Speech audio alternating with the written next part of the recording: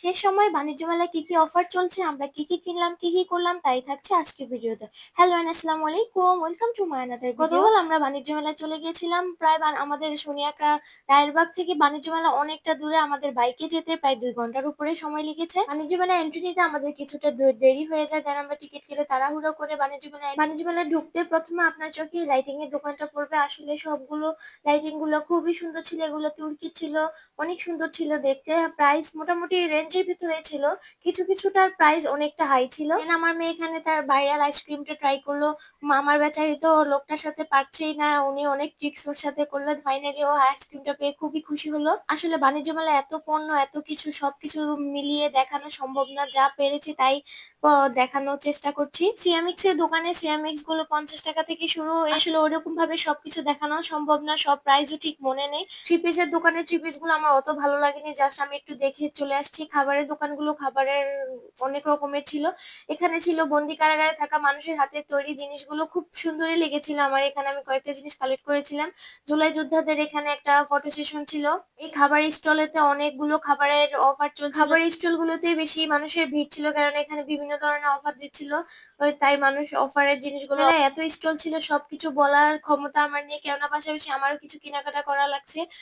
দেন যেটুকু পেরেছি করেছি। এই কুকারের দোকানে অনেক সুন্দর সুন্দর কুকারের সেট ছিল।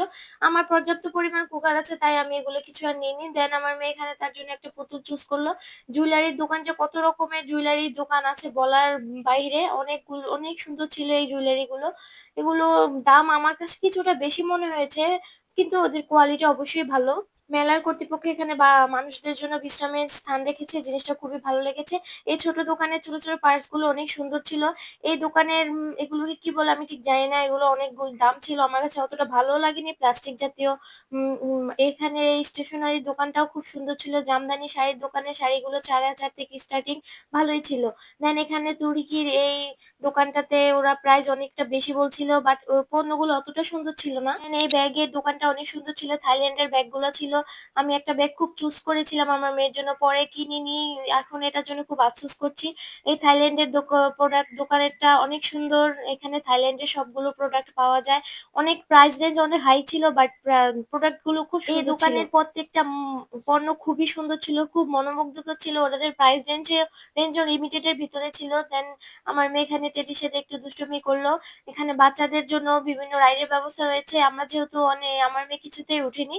দেন এখানে তুর্কির দোকানে তুর্কির জিনিসপত্রগুলো দেখলাম। কার্পেটের দোকানে কার্পেট, কাশ্মীরি কার্পেট, শাল, বিভিন্ন ধরনের জিনিস। এখানে হাতিলের অনেক ধরনের ফার্নিচার রয়েছে। এই টেবিলটা অনেক সুন্দর লেগেছিল আমার কাছে।